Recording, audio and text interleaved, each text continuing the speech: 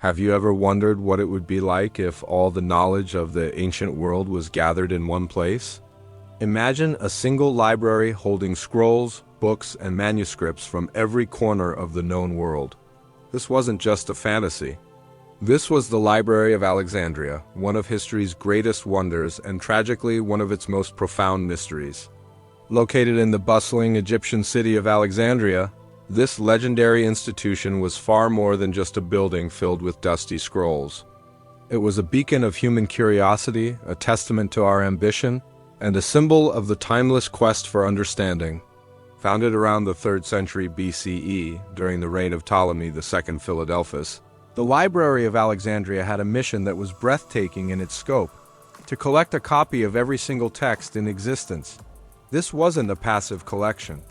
Scholars, travelers, and merchants were actively encouraged, sometimes even required, to bring their scrolls from distant lands. Ships docking in Alexandria's harbor were searched, and any books found were taken to be copied. The original scrolls were often kept for the library, with the copies returned to the owners. The goal was nothing less than the preservation of all human knowledge history: science, philosophy, literature, and medicine. It was the world's first truly global think tank. The sheer scale of the library is almost impossible for us to grasp today. Ancient accounts, though sometimes conflicting, suggest it may have housed hundreds of thousands of scrolls. We're talking somewhere between 40,000 and 400,000 documents. Each one was a vessel containing ideas and discoveries that had the potential to transform civilizations. Just think about what could have been inside.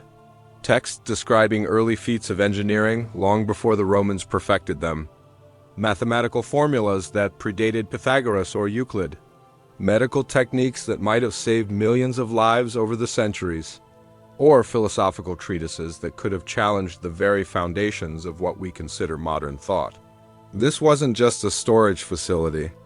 The Library of Alexandria was part of a larger research institution called the Museum, or Institution of the Muses. It was a campus where the greatest minds of the age came to study, debate, and create. Scholars like Eratosthenes, who accurately calculated the circumference of the Earth with astounding precision, worked there. Euclid, the father of geometry, likely taught within its walls. It was a vibrant, living center of intellectual life, attracting brilliant thinkers from across the Hellenistic world. They weren't just preserving knowledge, they were creating it. They were translating texts, writing commentaries, and pushing the boundaries of what was known. But the story of the library is also a haunting cautionary tale. For all its brilliance, it vanished.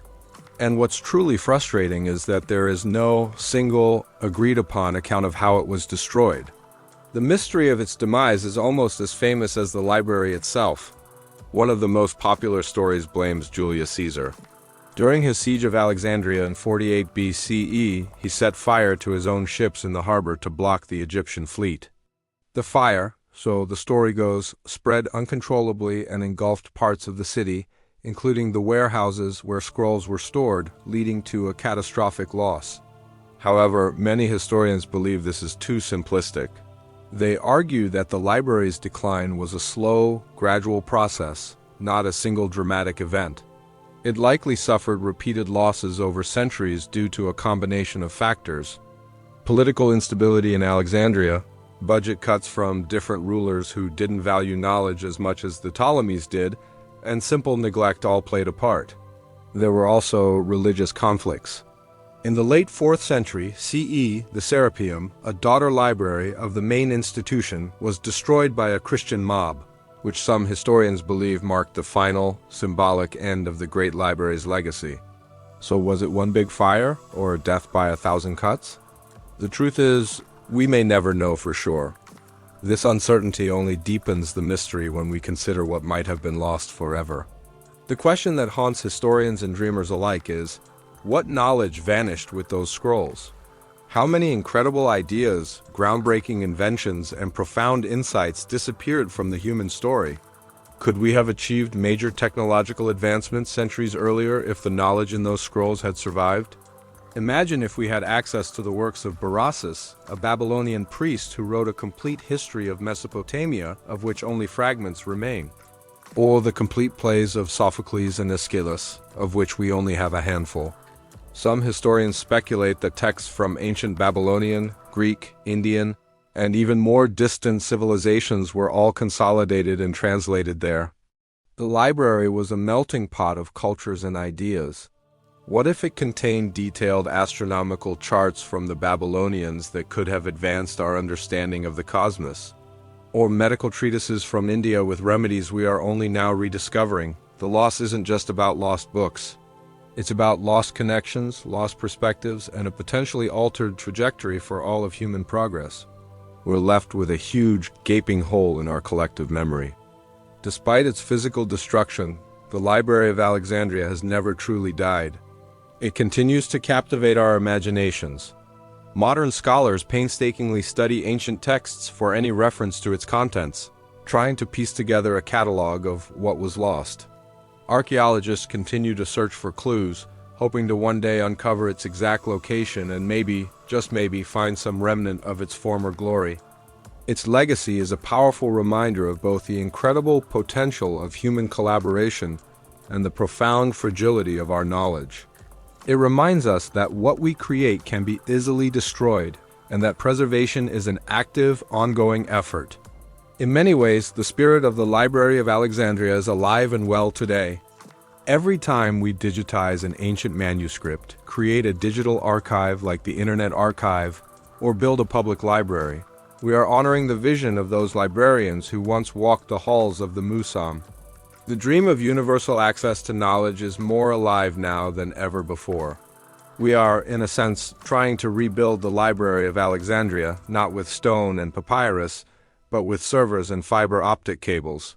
It lives on in our endless curiosity and our insatiable drive to learn, and in every effort we make to document, share, and protect the world's knowledge for future generations. It stands as a powerful symbol of what humanity can achieve when we come together to pursue knowledge. But it's also a haunting reminder of what can be lost, sometimes in a single moment, sometimes through slow neglect. It teaches us to value our libraries, our archives, and our scientists. It encourages us to protect the freedom of thought and inquiry.